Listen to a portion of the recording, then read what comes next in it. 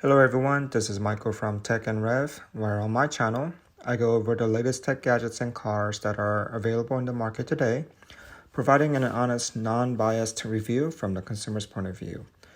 And today's episode happens to be a very special episode, considering that this is my first video that's going up on my YouTube channel.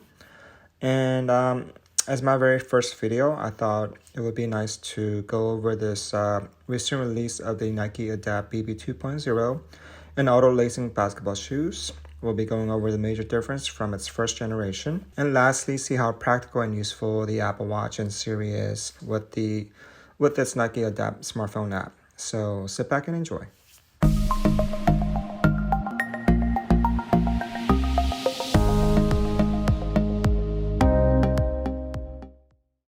So let's jump right in to go over what the major differences are, and the first thing worth mentioning is the price.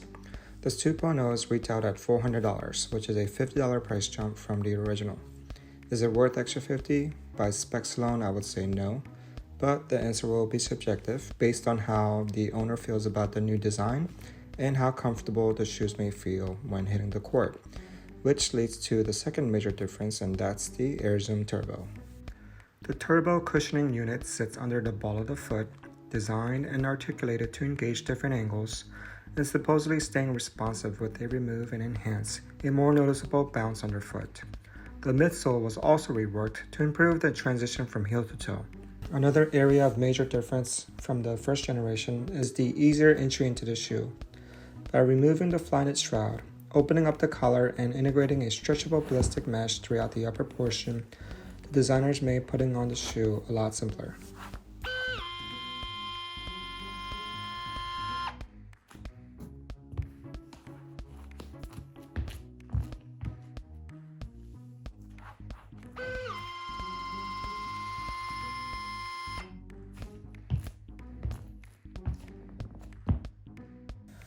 The upper portion of the Adapt BB2 consists of multiple TPU yarns. TPU is referred to as the bridge between rubbers and plastics.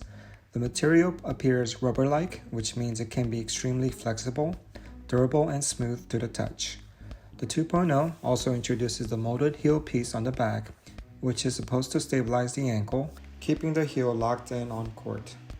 Now let's talk about the weight. The 2.0 is considerably heavier at a 19.6 ounces, which is approximately 3 ounces more heavier than the original that weighed in at 16.2 ounces.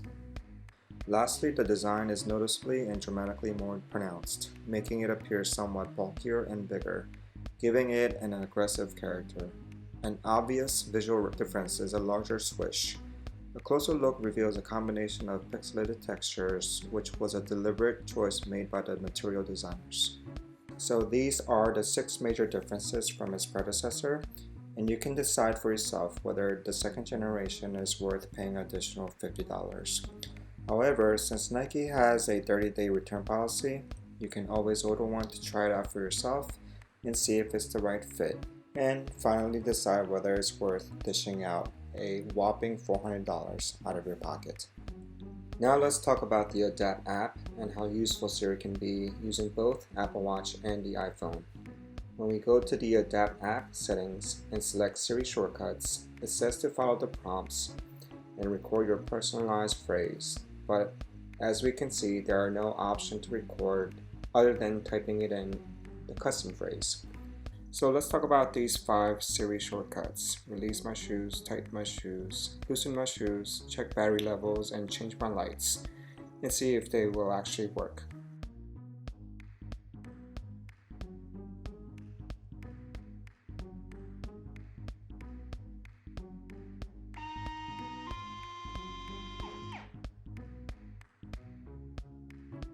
Loosen my shoes.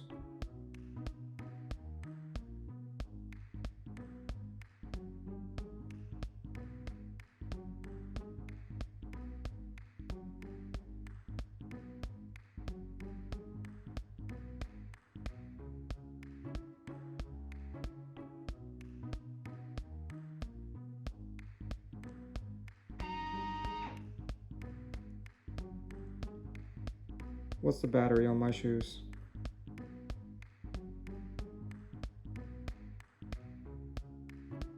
Your Apple Watch is at 7.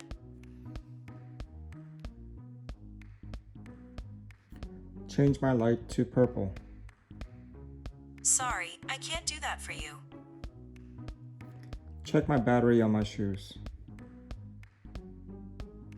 I didn't get that. Could you try again? Change my shoe color to blue. I'm not sure what you mean. Could you rephrase that? Tighten my shoes.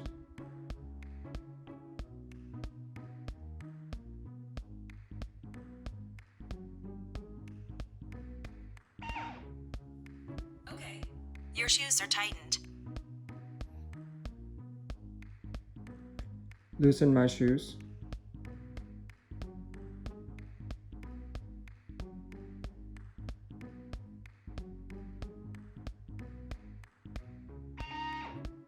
Done. Your shoes have been loosened up.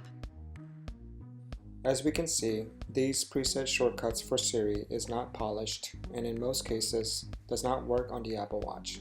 But adjusting the lace by turning the crown seems very responsive. In most cases, I was able to get Siri to either tighten or loosen the shoes, but the rest of the commands simply does not seem to work, and perhaps this will be addressed on their next software update. And when it comes to the app will automatically connect on the Apple Watch as long as you have the Adapt app downloaded on your iPhone and your Apple Watch is connected to your iPhone. You can also activate Siri by pressing the crown and say, tighten my shoes or loosen my shoes, but again, these are the only two commands that seem to work at this time. If you guys found a way to execute other commands using Siri on your Apple Watch, please let me know by leaving your comments below. Okay, so going back to the app, you can adjust the lacing by pressing and holding either the L and R up and down.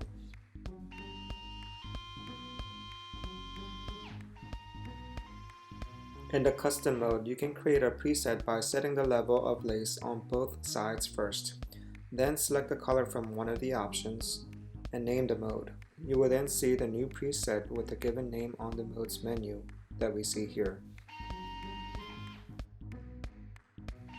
As for the battery life, it will last about 2 weeks and will need to be charged every couple of weeks by placing the shoes on the charging pad that it came with. Charging time takes about 4 hours for a full charge. One final but an important fact about this shoes is that it's water resistant, even though it says it's waterproof, which means it should be fine in a typical rain or a puddle, but it is not recommended to be submerged underwater.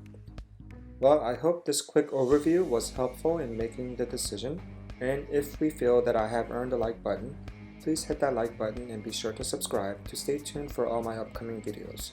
Until next time, God bless and take good care.